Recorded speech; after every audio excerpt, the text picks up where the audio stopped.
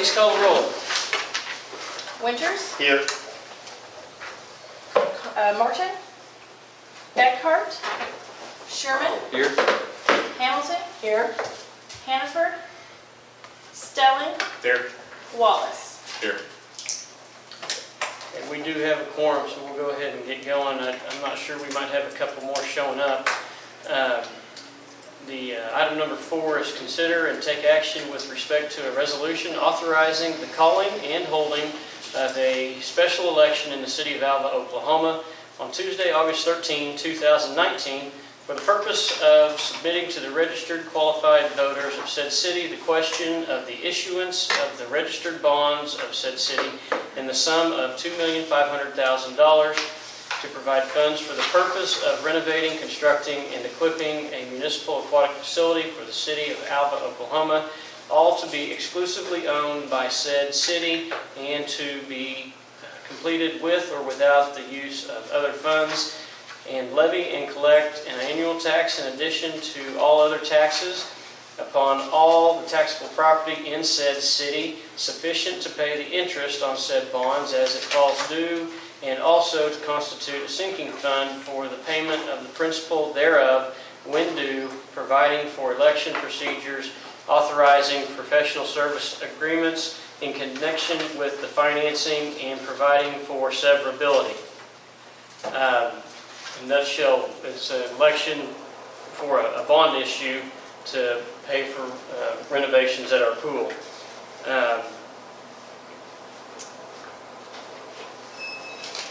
We're down Well, Chris is here. Chris Chris here. can start. Yeah, Okay. you got that? Yeah.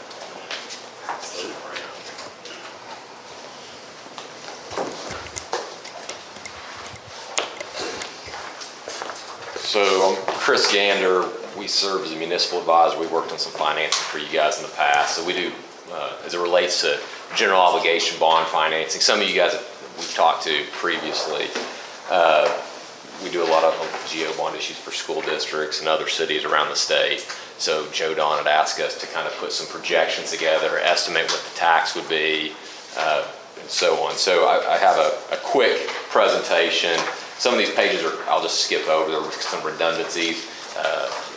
If you're doing multiple bond issues, it'd make more sense. But I left them in there in case for some reason we wanted to change kind of the plan. So the very first page, and stop me. I'll start talking, and it's a lot of numbers. So just stop, ask a question.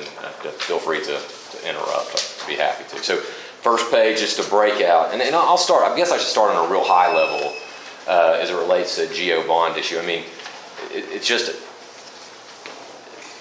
a debt issuance that's going to be assessed pro rata by the property owner. So if one person has a house that's worth X and somebody else has a property that is worth 2 times X, the guy that has a house that's worth 2 times X is going to pay twice as much as the person with the house that's X. It's a very equitable way to, because it could be like, if everybody in this room wants to build a pool, everybody's going to be like, well, we'll just divide it among the 10 of us, and everybody will pay their 1/10.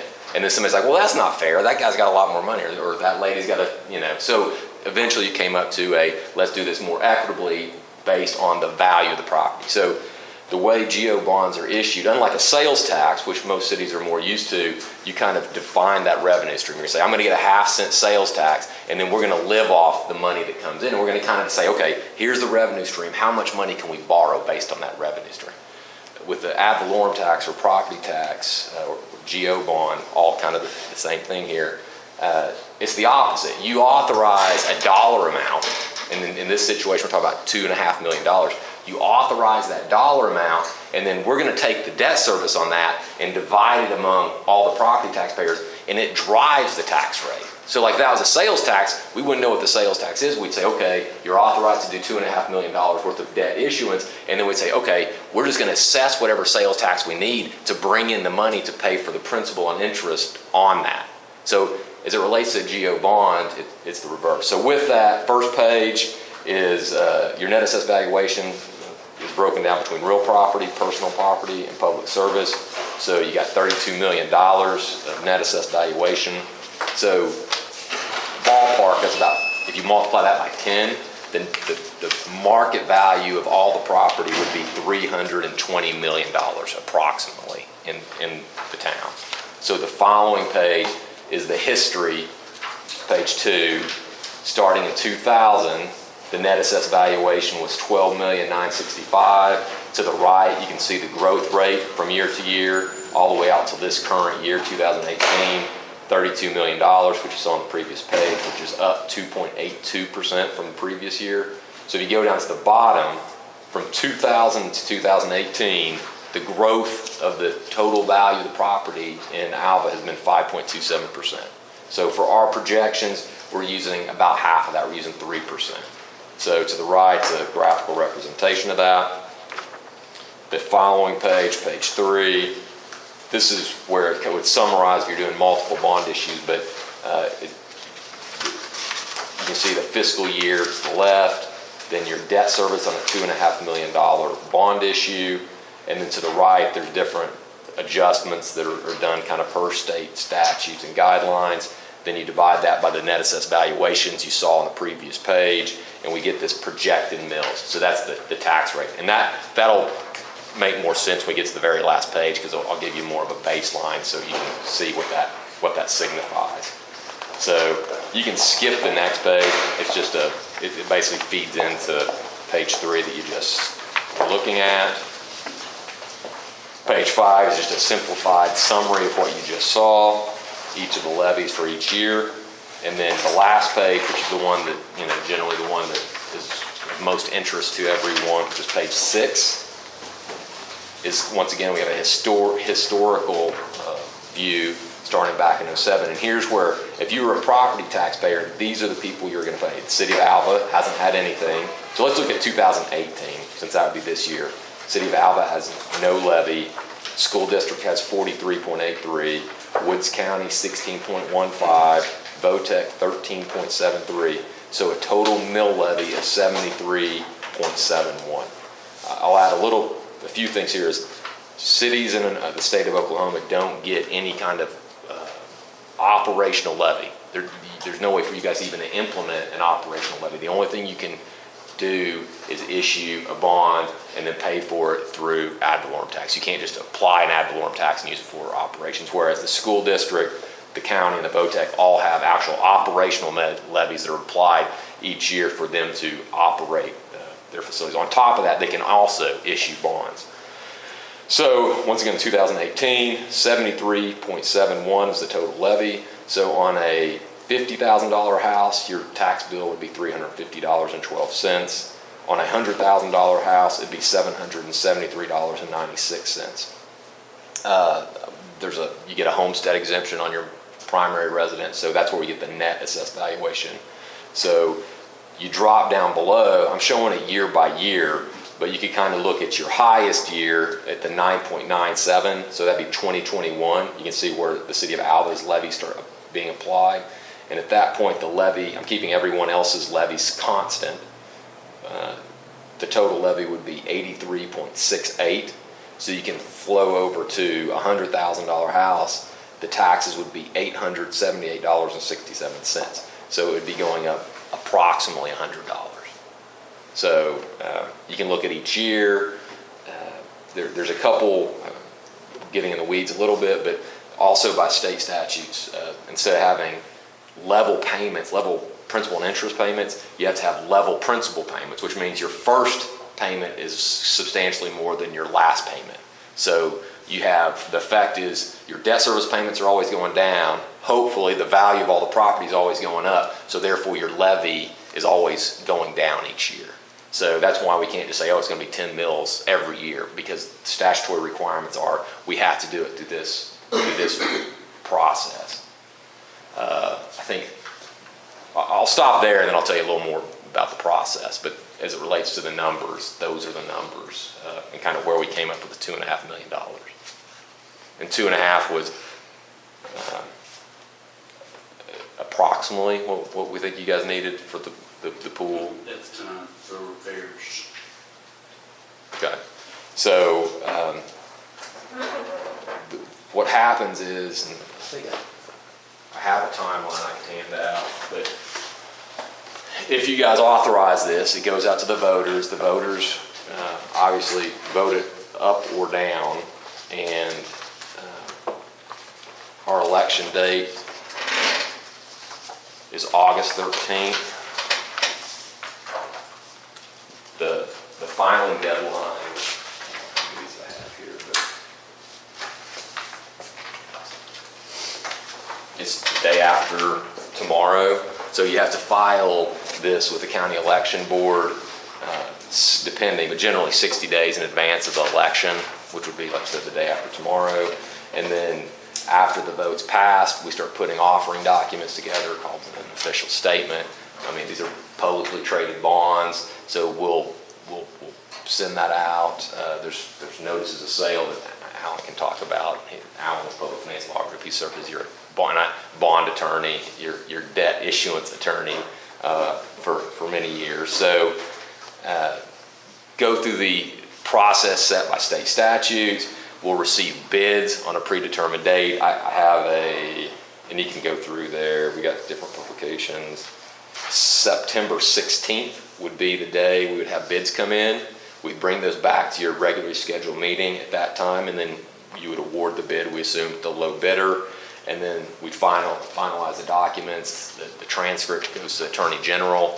There's a contestability period for 30 days, but ultimately, this is a pretty, while it looks like it's a long ways out there, this is a pretty fast schedule. There's not really any fluff in here, and you would get your money October 30th deposited in the bank.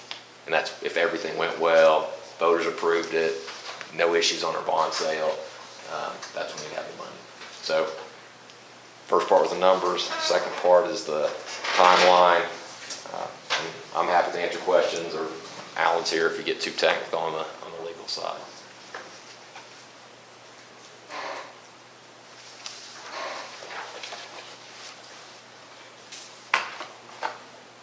Any questions?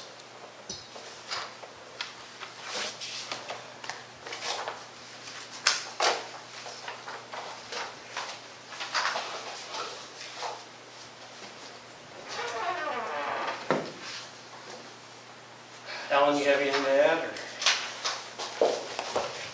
The documents are in your, I start to say your packets, but you have them online.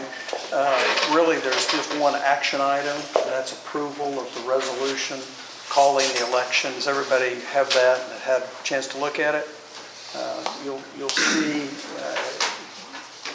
in the body of that document is the actual proposition language that will show up on the ballot. Those will, again, as Chris mentioned, assuming passage tonight, we're going to have these delivered by the city over to the election board tomorrow. We'll coordinate publications with the city to meet the statutory publication requirements. The resolution authorizes what's called an election proclamation, or a proclamation, a notice of election. That's effectively the notice of election that'll get published in the newspaper. That's kind of the process at this point. We'll coordinate again with the county election board, and then assuming the election passes, we'll just kind of walk through the steps in terms of how that works. I don't know, did you mention the 30 days contestability period? So again, these transactions are highly regulated by the state, by state law.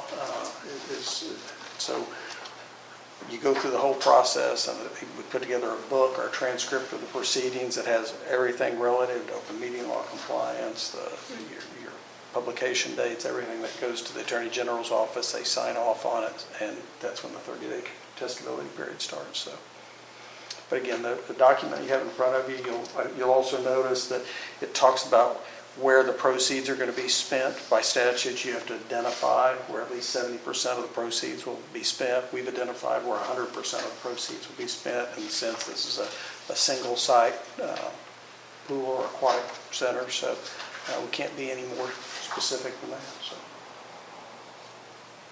be happy to answer any questions.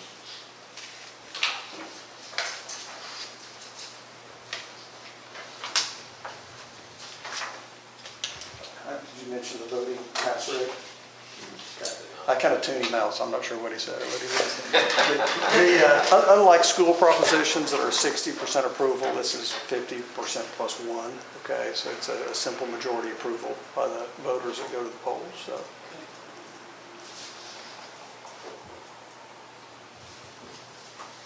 Council have any questions?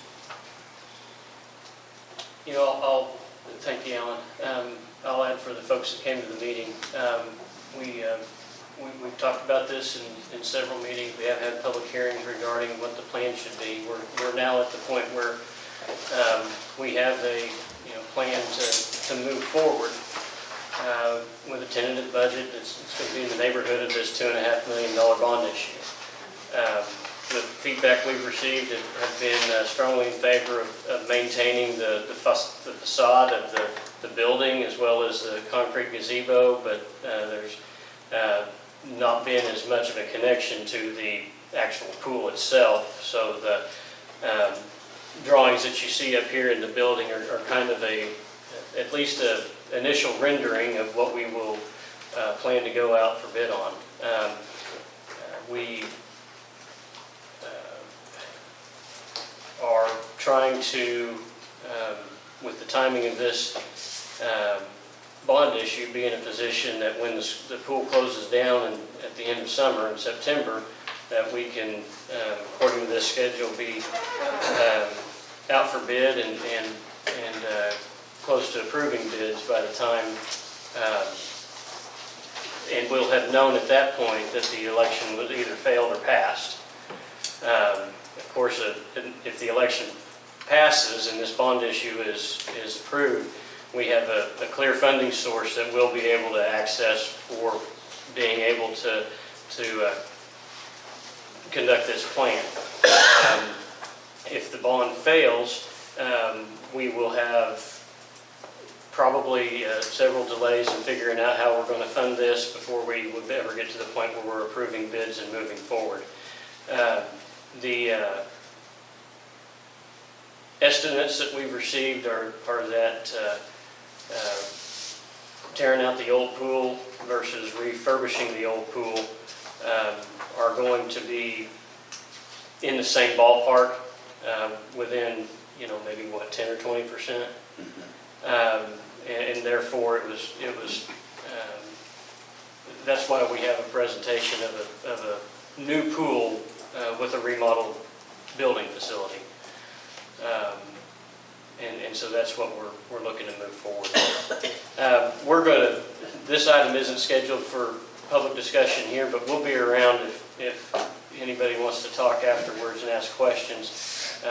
But the council does need to make sure that we're on board with, we're going to need to, I think, show a united front as we move out of here that we either are or are not in favor of a bond issue for this, and if it's going to be successful in the community. So, council discussion this is the time for that if there is any. Do we know enough about the funding to go for the 2.5? I know some of the things we've talked about in committees show a lot higher than that. I mean, are we looking at other funding to make up the difference between 2.5? We would be looking at other funding to make up any difference that we had, and that'd be through grants or something like this. This will take care of the majority of the funding that would be required to. This will take care of everything that would be required to open up next year. We would be, and then as we bid it out, we would line item bid things so that if things did come in much higher than what the 2.5 is and higher than any grant funds that we may have at that time, we will be able to pull them out of the mix and still have our project done. Be able to scale back our project if needed. There would be opportunity. We're dealing with estimates at this point, so we won't know until the bids come in really what our costs are going to be. There would be opportunity to self-perform probably some of the items that would be bid out as well. So if the bids came in high on some particular items, we could pull those from the package and self-perform those items. Demolition being one that I can think of that we could self-perform. And there's probably several others, painting and, different things that our staff are capable of. And we talked about not putting the play structure right in the middle Right, to start out and we with. can, Other things that we can take off. to make it fit our match. budget. So let's say we go through this, we do end up, and we end up well under budget, under 2.5 million. What happens to the excess funds? Has to be spent on the pool. Has to be. So at that point, there's no way if to we've return got, that back? well, I guess that If we so is, chose? I mean, We could pay off, my understanding is we could pay down early. So these are just my. Let's just have a conversation with legality of I just brought it back with me. That's the latest. probably the, I mean, I guess my gut is that typically, again, I'm getting ready to talk totally out of school, okay, but I mean, a pool project like this, if you want to spend it on a pool, you're going to be able to. I mean, in other words, the idea that your bids are going to come in significantly under, and there's things that you want to do, I mean, I'm guessing that's not going to happen. We can negotiate a potential redemption provision on the bonds. I'd like to go back and look. I mean, I can't think of a scenario where we've actually had excess GO proceeds left over. Or I mean, there's the theoretical argument of depositing the money into the sinking fund. All right, so it kind of is a credit against taxes. In practice, that very rarely happens. Okay. So my gut is it's probably going to go to other, pool improvements that you had to cut out, or again, we can look into that scenario if that becomes something that we need to deal with. What if we go to the flip side? We end up not having enough funding to finalize the project. We're unable to acquire additional funding, not able to finish the project. I mean, What's the possibility, I mean, the option's there. If we want to keep the scope of the project the way we initially bid it out, then we're going to have to come up with additional funds. But by bidding it out the way we plan to bid it out, and that is line item bid up some things such as toys and things that aren't necessities, they can easily be planned for in the future, but stricken out of this budget. So there's, based on what we've initially estimated, there's some wiggle room already built into it. This isn't a required item, this isn't. Right. Okay. And I think with us doing some of the work, Kelly said. Right, We but really I'm have- thinking what catastrophic on either direction. Yeah. What's Are we the, covered either way? I know it's been kind of roundabout said either way, and I know the answer to this, but I'm going to say it out loud just so it's on record. None of these funds can go anywhere but this project. Is that correct? And Alan was asking the question, I mean, you kind of look at that timing you have in front of you. I mean, once it passes, right, I mean, you guys should be able to get further down the line on the project, the scope of project, and get a better idea before we actually close the bond issue, right? I mean, In other words, you might have bids in hand, and we can definitively answer that question before we close.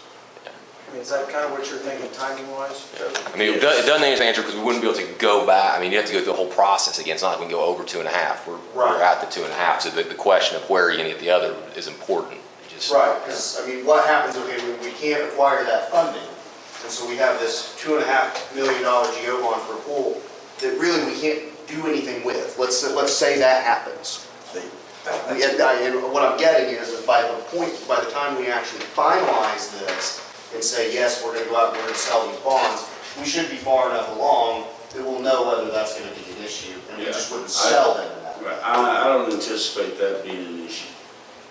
I mean, and I don't either, but Because even I don't wanna this put us in is for the This is for the renovation, for the purpose of renovating, constructing, and equipping. Bottom line is, we can come back and renovate for what the estimated what is now estimated at about 2.5 million. Of all the projects we seem to work on across the state, pool projects seem to be the one that you can spend as much as you want to spend, but you tend to be able to do exactly what Don's describing and come up with functional, maybe without all the bells and whistles you'd like to have. And again, I know we have to do X, Y, and Z from the health department, so. Right, and for our process to work, for us to open next year, we will do what is required from the health department to be able to open up next year. And this timeline gets us into a position where we will be able to open up and be able to open up on our, what I'm going to say is our normal opening period, not a delayed opening period like what we're facing this year.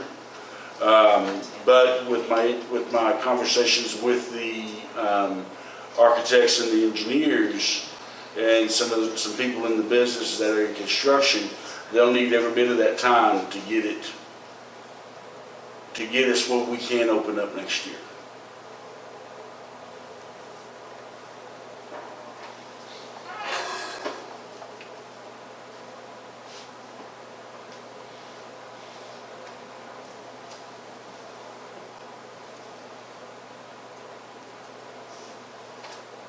Motion to approve resolution number 2019-004.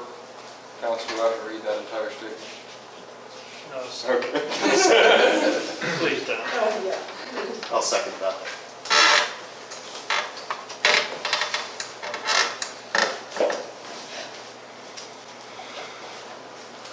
Okay.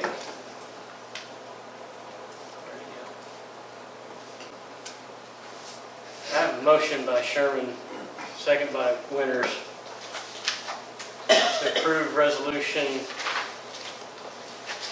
2019-004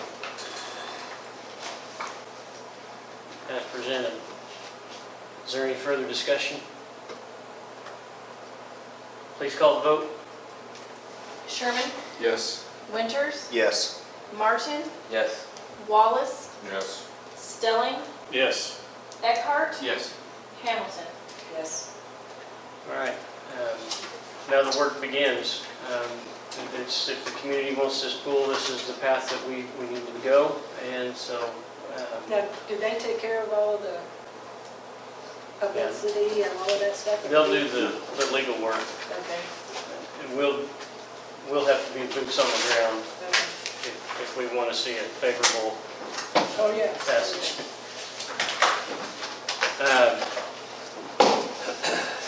Thank you, guys. Yes, sir. Assuming you have things for me to sign here in a little bit. Take your time. Item 5 is a public hearing on the 2019-2020 annual budget. Note on. Well, what you have is, what's been presented to you is a budget that is in balance, even though we do have some areas where expenditures do exceed projected revenues. Some of those areas would include the airport, the donation fund, the tourism tax fund, the cemetery fund. Some of these areas where the revenues or expenses exceed revenues, we will either be transferring money in to account for that shortage, or there is money sitting out there right now for a specific use. For example, we have collected money in the past for donations to the gun range, for the Easter egg drop, for the Christmas lights downtown that have not been spent, that we are budgeting to spend next year. The same thing with tourism tax. We're budgeting $191,536. We expect to spend $514,000. We have money sitting back that can only be spent for tourism tax reasons. The same for the airport. There's money set back that can only be spent for airport reasons. The areas that will make up the difference will be the general fund and the AUA fund. These are where the bulk of our revenues come from. General fund, we will have $9 million. We are projecting to have $9,692,515 in revenues. We expect to have to transfer in from other funds at least $877,434 so that we can expend $10,326,139.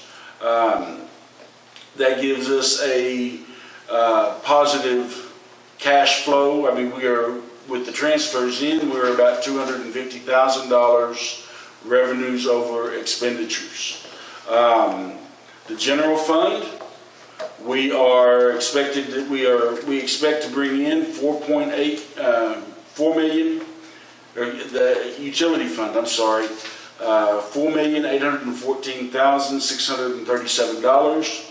We expect to spend $2,838,569, and transfer to other funds $1,974,717. That is about an even budget. There's only about a $1,500 difference there with revenues exceeding expenditures. That's the summary of the budget. As far as expenditures are concerned, this is for personnel expenditures. It does take into account the new health insurance program that we've recently had an open enrollment for. That this program will keep our employees' health insurance at about the same level it is right now. They will have the same type of benefits as they do right now. Same deductible. We didn't go up on any deductibles. We actually increased the maximum out of pocket for employees for dental insurance from $1,500 to $2,000 a year. We have in place our GAP plan for employees, same as we have had in other years. If we have a $2,500 annual deductible for an employee. The employee pays the first $500. The city reimburses the next $1,500. And the employee pays the last $500 of that deductible. So we've helped buy that down to $1,000 basically. This includes a 2% COLA as for employees as far as expenditures are concerned. Health insurance didn't go up any. We don't anticipate our workers' comp to go up very much. The budgetary requests for materials and supplies and other services and charges were left at what the departments had requested, so we didn't have to cut into that any at all. Now, where we did make some adjustments and have to do some cuts was at the budget retreat. We had talked about trying to budget for all priority 1 and priority 2 purchases. We are only going to be able to do priority one purchases. Those purchases will total $6,239,369 approximately. That's what our plan would be. The majority of that money is going to be spent at the swimming pool. The revenues for the general fund do reflect the $2.5 million that we just, it reflects receiving that $2.5 million and expending it on the swimming pool. Of course, if that changes between now, between now and August, we will have to make adjustments there. The debt service does account for all of our projected debt service needs over the next year. I'd be happy to try to answer any questions that you may have at this point about our budget.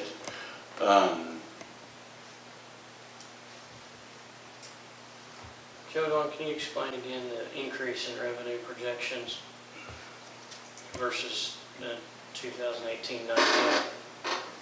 Well, the increases in revenue projections from this budget year are, one, we are budgeting for an additional, general funds, an additional $2.5 million for the bond issues. It keeps our sales tax and use tax is from what is budgeted this year is a 0% increase. From what is actually collected this year, we do have a 4% increase, which is reflective of what our actual increases have been. Our increases in utility rates, so the AUA fund would be for the annual rate increase that we passed 3 years ago.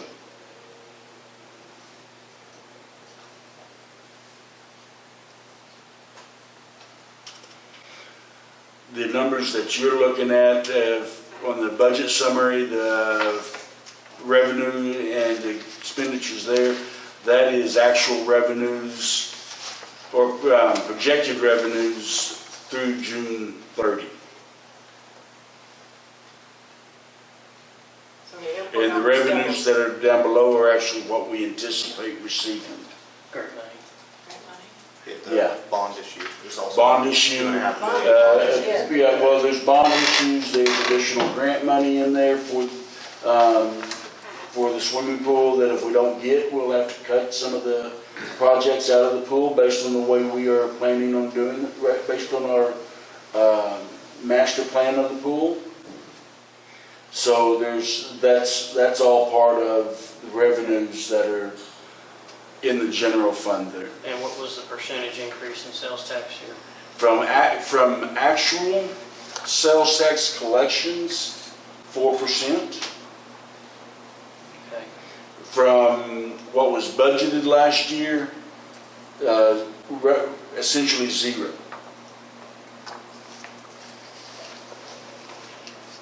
Because we did fall about 3% short. We are falling about 3% short of our projections last year.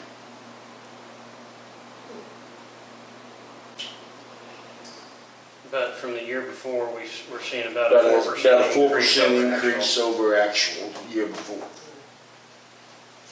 So that's saying we're going to continue the same trajectory. Yes, that is budgeting to continue that 4% increase through next year of actual collections. Okay, this is the public hearing. We will take action on this next week on Monday. I don't believe we have any public comment. Marion, do you have anything? Okay. Well, we will let me get back in here. Conclude the public hearing. With With no further business, let's adjourn the city council meeting and open the utility authority meeting.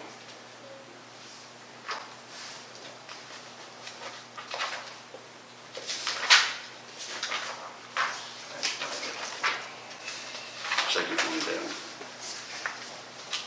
One more on that. Well, I gotta go back to 17. Oh,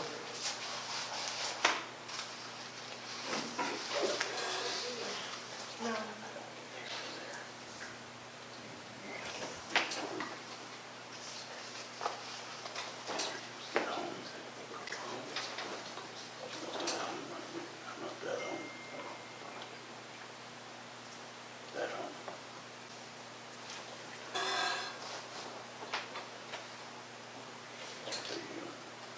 Okay. There we go. Please call the roll. Winters, Here. Martin, Here. Eckhart. Here. Sherman, Here. Hamilton, Here. Hannaford, Stelling, Here. Wallace. Here. Okay, item 3 is discussion and action to accept sewer lift station retrofit bid from Slattery Construction in the amount of $79,693 as the lowest and best bid. This is for the Skyline Drive sewer lift station. This was budgeted, construction only budget for this project was $96,560.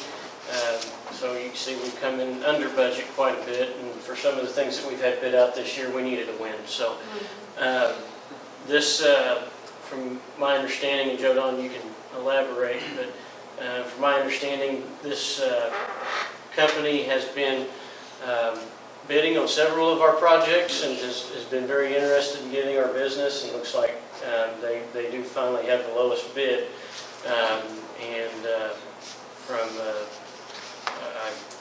I'm believing the Water and Sanitation Committee looked all this over, or is this the first time they're seeing it? Well, it was emailed to me. Yeah. But it was, this is a very reputable company. They've just been high on other bids. They're out of Woodward. There's no reason to not accept them as the lowest and best bid. We had approximately 6 bidders this time for this project. And to give you an idea, prices range for construction on this project from $218,000 to $79,693. So we had a wide range of prices on bids. Council have any questions? If not, I'd entertain a motion.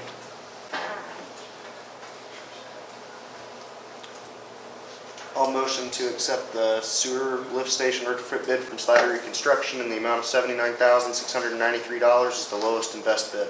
Second. Have a motion by Mr. Winters, a second by Mrs. Hamilton to accept sewer lift station retrofit bid from Slattery Construction in the amount of $79,693 as the lowest and best bid. Is there any further discussion? Please call the vote. Winters, Yes. Hamilton, Yes. Eckhart, Yes. Stelling, Yes. Wallace, Yes. Martin, Yes. Sherman. Yes.